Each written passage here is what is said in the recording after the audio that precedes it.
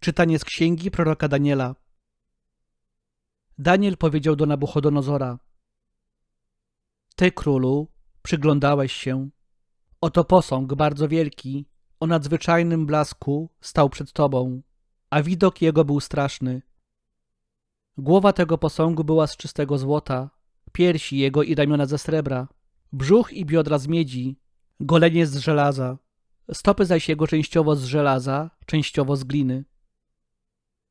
Patrzyłeś, a oto odłączył się kamień, mimo że nie dotknęła go ręka ludzka, i ugodził posąg w stopy z żelaza i gliny i połamał je.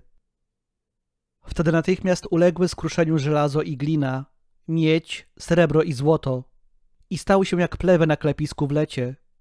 Uniósł je wiatr, tak że nawet ślad nie pozostał po nich. Kamień zaś, który uderzył w posąg, rozrósł się w wielką górę i wypełnił całą ziemię. Taki jest sen, a jego znaczenie przedstawimy królowi. Ty, królu, królu królów, któremu Bóg nieba oddał panowanie, siłę, moc i chwałę, w którego ręce oddał w całym zamieszkanym świecie ludzi, zwierzęta polne i ptaki podniebne, i którego uczynił władcą nad nimi wszystkimi. Ty jesteś głową ze złota. Po tobie jednak powstanie inne królestwo, mniejsze niż twoje, i nastąpi trzecie królestwo, miedziane, które będzie panowało nad całą ziemią. Czwarte zaś królestwo będzie trwało jak żelazo.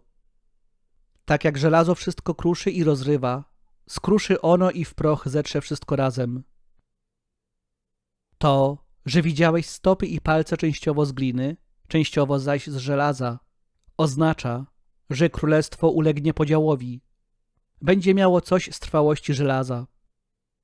To zaś, że widziałeś żelazo zmieszane z mulistą gliną, a palce u nóg częściowo z żelaza, częściowo zaś z gliny, oznacza, że królestwo będzie częściowo trwałe, częściowo zaś kruche.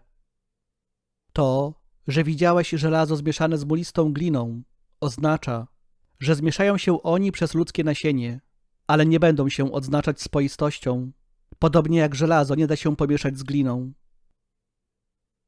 W czasach tych królów Bóg nieba wzbudzi królestwo, które nigdy nie ulegnie zniszczeniu, a którego władza królewska nie będzie oddana żadnemu innemu narodowi. Zetrze i zniweczy ono wszystkie te królestwa, samo zaś będzie trwało na wieki, jak to widziałeś, gdy kamień oderwał się od góry, mimo że nie dotknęła go ludzka ręka, i starł w proch żelazo, miedź, glinę, srebro i złoto. Wielki Bóg wyjawił królowi, co nastąpi później. Prawdziwy jest sen, a wyjaśnienie jego pewne.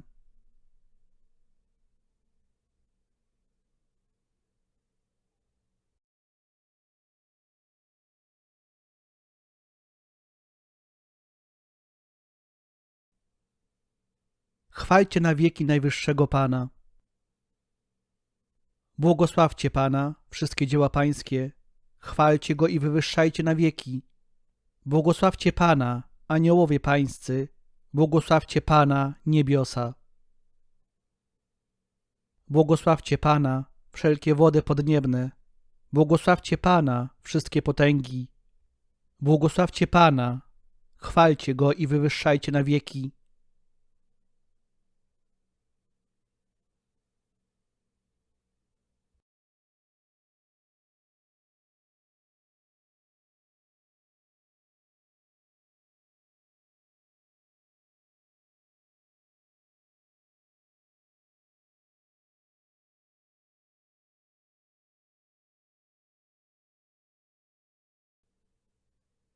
Słowa Ewangelii według świętego Łukasza. Gdy niektórzy mówili o świątyni, że jest przyozdobiona pięknymi kamieniami i darami, Jezus powiedział: Przyjdzie czas, kiedy z tego, na co patrzycie, nie zostanie kamień na kamieniu, który by nie był zwalony. Zapytali go: Nauczycielu, kiedy to nastąpi i jaki będzie znak, gdy to się dziać zacznie? Jezus odpowiedział: Strzeżcie się, żeby was nie zwiedziono. Wielu bowiem przyjdzie pod moim imieniem i będą mówić: To ja jestem. oraz nadszedł czas. Nie podążajcie za nimi i nie trwóżcie się, gdy posłyszycie o wojnach i przewrotach. To najpierw musi się stać, ale nie zaraz nastąpi koniec. Wtedy mówił do nich: powstanie naród przeciw narodowi i królestwo przeciw królestwu. Wystąpią silne trzęsienia ziemi, a miejscami głód i zaraza. Ukażą się straszne zjawiska i wielkie znaki na niebie.